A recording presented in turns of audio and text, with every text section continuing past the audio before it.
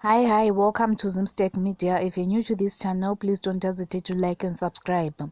Our former finance minister Tendai Biti says Zimbabwe is not facing inflation, it's facing stagflation. He said this in an interview with Blessed Dara. We are in a stagflation mode.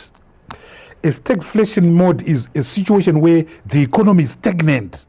This economy, since the introduction of a ZIG, is stagnant. There's a ZIG introduced depression. There's a ZIG introduced recession. There is no economic movement in this economy. There are no transactions. There is no trade. People have just shrunk and froze. So it's a stagflation. There's actually no economic movement.